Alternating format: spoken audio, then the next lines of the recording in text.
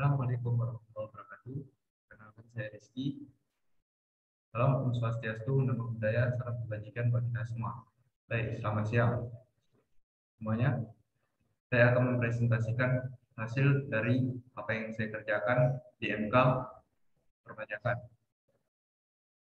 yaitu pajak pusat dan pajak daerah.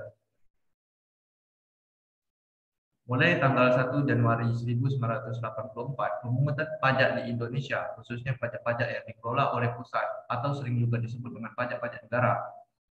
Yang pertama ada pajak penghasilan atau PPH melalui Undang-Undang Nomor 7 Tahun 1983 sebagaimana telah beberapa kali diubah terakhir dengan Undang-Undang Nomor 36 Tahun 2008. Yang kedua, pajak tambahan nilai barang dan jasa serta pajak penjualan atas barang mewah atau PPN dan PPNBM melalui Undang-Undang Nomor 8 Tahun 1983 sebagaimana telah beberapa kali diubah terakhir dengan Undang-Undang Nomor 18 Tahun 2000.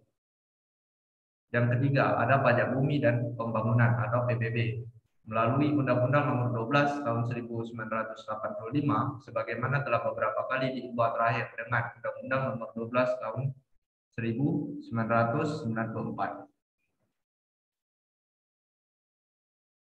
Yang kelima ada Bea Materai atau BM melalui Undang-Undang Nomor 13 Tahun 1985. Dan yang keenam, untuk mewujudkan pelaksanaan undang-undang pajak tersebut di atas, dikeluarkan Undang-Undang Ketentuan Umum dan Tata Cara Perpajakan atau KUP melalui Undang-Undang Nomor 6 Tahun 1983 sebagaimana telah beberapa kali diubah terakhir dengan Undang-Undang Nomor 28 Tahun 2007. Bisa kita lihat di sini undang-undang sebelumnya.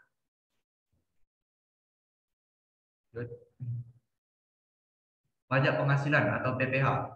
Undang-Undang Nomor 36 Tahun 2008 sebagaimana perubahan keempat dari Undang-Undang Nomor 7 Tahun 1983. Pasal 1 angka 1 Undang-Undang Nomor 6 garis miring 1983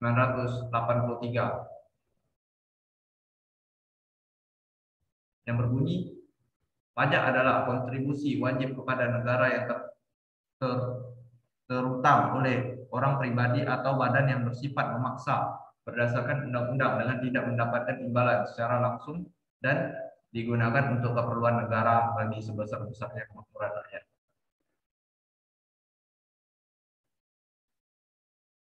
Pemungutan pajak, yaitu ada istilahnya dalam di sini official assessment, yaitu ditentukan negara.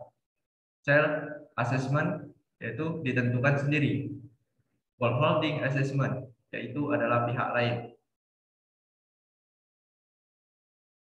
Self assessment system, yaitu wajib pajak atau WP, terhitung dan memperhitungkan, menyetorkan, melaporkan, yaitu resikonya adalah resiko informasi, resiko kepatuhan dan ketaatan, resiko penerimaan negara.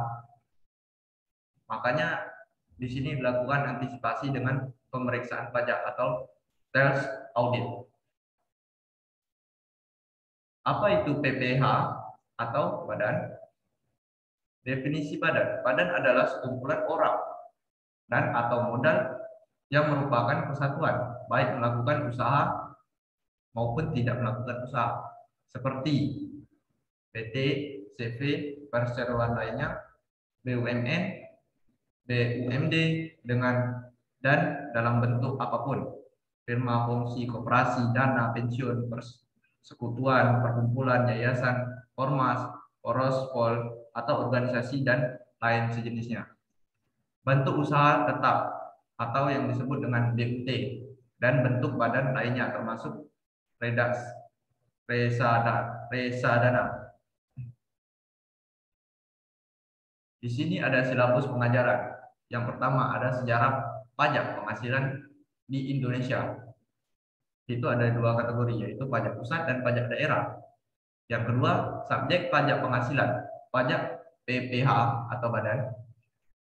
Yang kedua, dimulainya kewajiban perpajakan saat berakhirnya kewajiban perpajakan.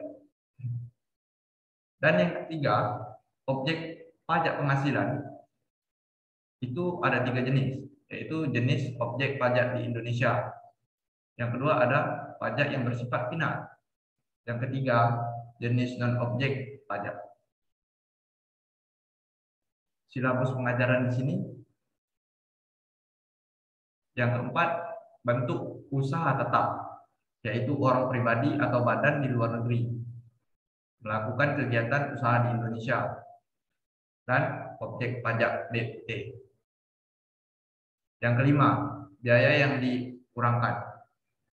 Jenis biaya yang diperoleh sebagai pengurangan PKP. 3M, mendapatkan, menagih, dan memelihara. Yang terakhir ada kompensasi kerugian. Baiklah, sepertinya itu saja yang dapat saya sampaikan. Terlebih terkurang, saya mohon maaf. Saya merasa masih banyak kekurangan di sini. Akhir kata, saya ucapkan terima kasih dan wassalamualaikum warahmatullahi wabarakatuh.